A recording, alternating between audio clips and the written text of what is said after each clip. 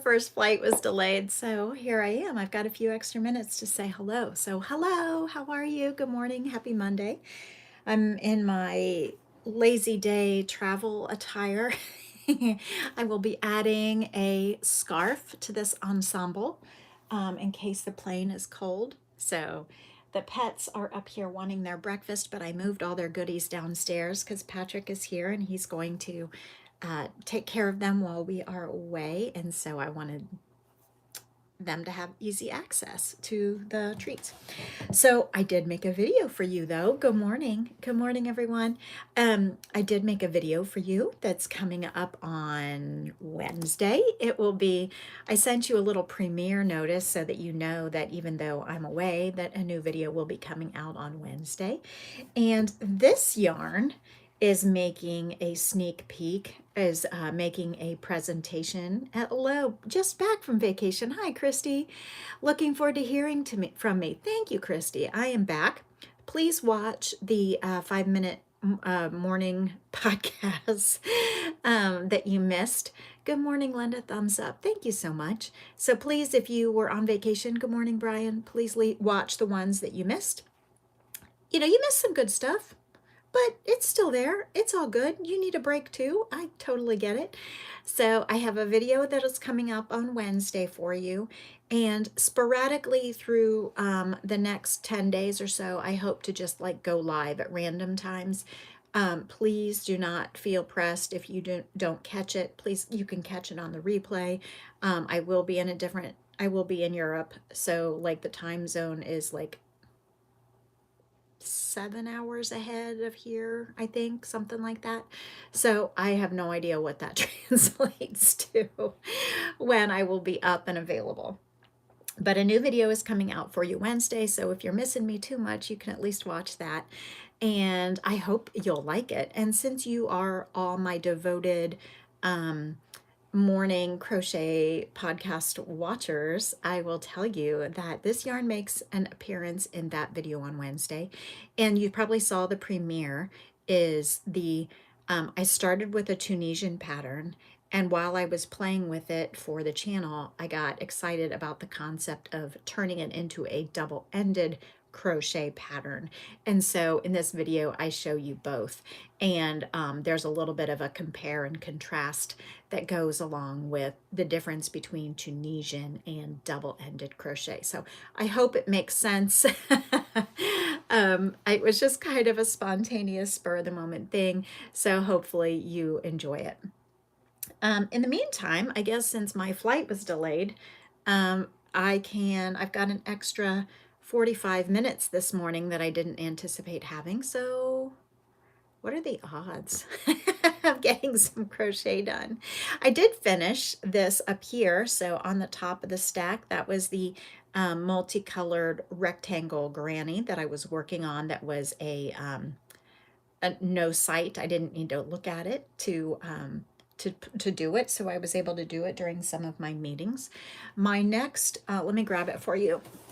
My next project that is no sight, I don't need to look at it, so I can do it subtly. I do need to look at this one a little bit more, but let me show you what I'm doing here. So I think this one, I called this one Crow's Lace on the video. Okay, so there's this one that I started on a video, which I'm really enjoying, and I think would just make a really nice scarfy shawl thingy. So give you a little close up there. So it's V stitches sort of. And I realized as I was doing it that I did it differently than the pattern in the book. And so I'm going to just keep on doing it different. And then if I need to read, if I ever use that stitch again, I will know why it's different. So I was reading the stitch diagram for it, and I missed a subtlety of the V stitch is actually a treble crochet and then a chain one and then a double. And I read the stitch pattern to read that they go in the same spot. But actually, when I looked at it again more closely, the stitch pattern shows that they're actually like this. So instead of both feet going in the same spot, the treble crochet goes first. Let's see, I'm trying to figure out how the camera looks.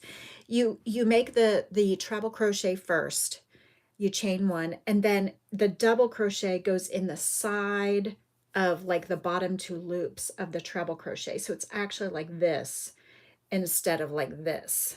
Okay. And so, anyway, if I realized that I just didn't read the stitch diagram quite accurately, but when I looked at it again, I saw the subtle difference there. And it really doesn't make any difference. Just in general, whatever you're gonna do, keep doing. Because I thought about changing it to the more correct way according to the designer, the whoever wrote the Stitch Dictionary, but I didn't want the sudden change in the pattern. So I'm just going to keep on going with it, and no one will ever know but me that it is not exactly what the Stitch Dictionary called for. It's just a variation, so it's fine. Anyway, I'm doing that as my mindless project. And I'm using the yarn Come Garden from that I bought in Iceland. So merino wool, great for kids wear and embroidery. And I bought it in Iceland. It's made in merino, pure merino. I don't know if it was made. Oh, it is made in Iceland. Produced by Istex Iceland. So I bought 4 of these balls in a grocery store in Iceland. So awesome. I couldn't resist. And that was in 2021. And I'm just now getting around to using them because I've got 2 more. I bought 4 balls of 3 different yarns. So I'm just now getting used to it, getting to use it because I just value it so much that I wanted just the right project for it, because when am I going to get to Iceland again? Anyway, if you missed the Iceland video, there is a oh, Tom is printing something. Somewhere in 2021 on my channel is a video of the crochet that I found in Iceland. So you can check that out. I also have a video of fashion trends that I found in Paris in 2019. So if you like those kind of travel vlogs, travel videos, let me know. Please let me know, because I'm headed some places now, hopefully today, if my flights go through, and I can do little tastings of the different places we're going. So yeah, this is a big splurge for us. Of course, traveling internationally is a big splurge for a lot of people, and it's really a blessing that we've been able to travel. And it's just kind of, I feel kind of bougie and kind of, but I'm super grateful for the ability to travel. And we have very modest cars and a very modest home, and you know, but we like to travel, so we do when we can. Anyway, I don't have to justify my decisions about how we spend our money, but I feel bad because there's people without food, and here we are traveling, so it's hard.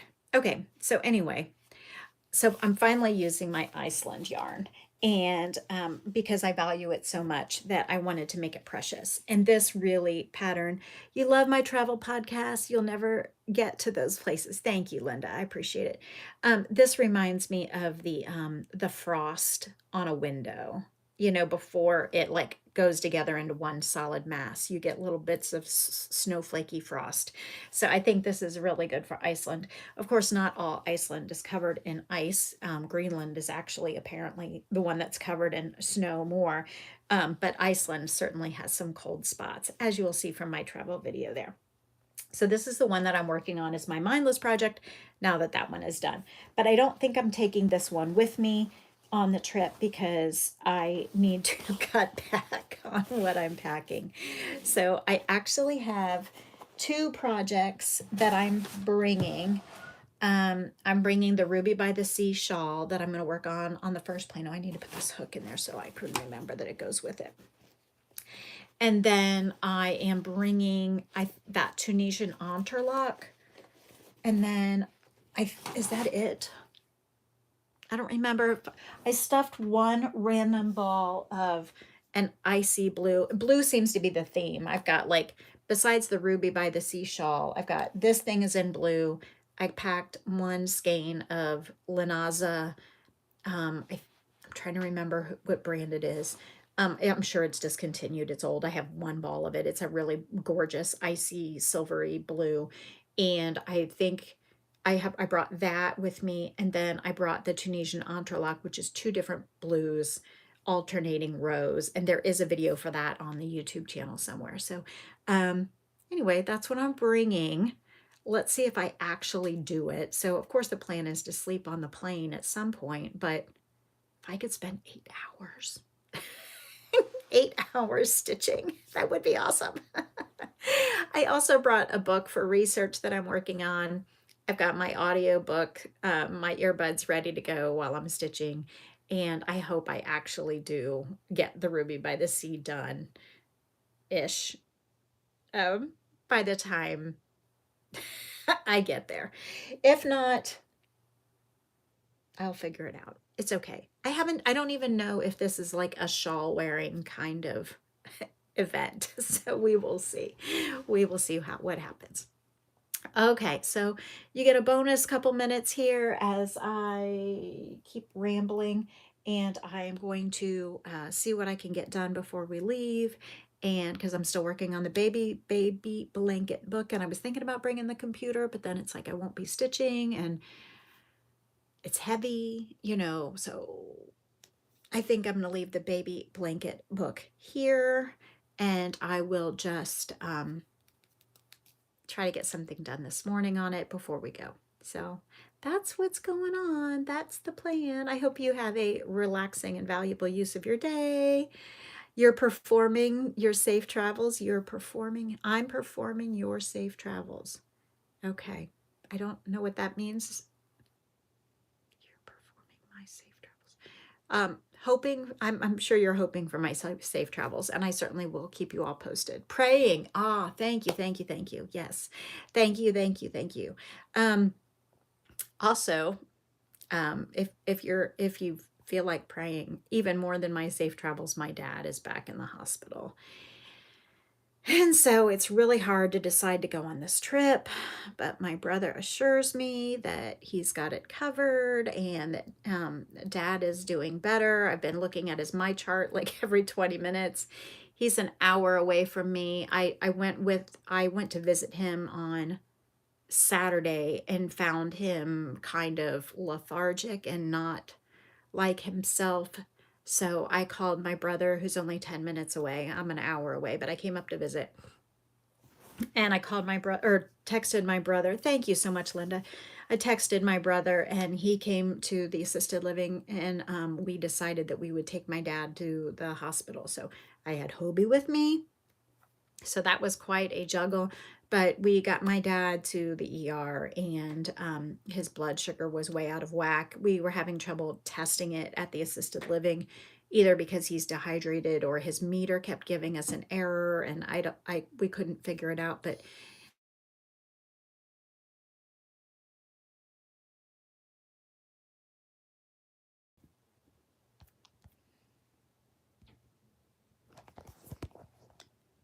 are we back?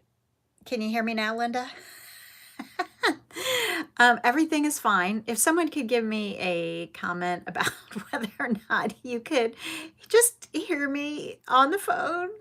I've never gotten a phone call in the middle of a live because I always do the do not disturb. Is anyone still there? Did you all leave me? I don't blame you. It was just an automated message. Okay. Linda, could you hear me the whole time I was out? As I was talking to my dad's doctor. Anyway, it actually was an automated call because my dad has a regular doctor appointment tomorrow or Wednesday, and I just canceled it because he's in the hospital.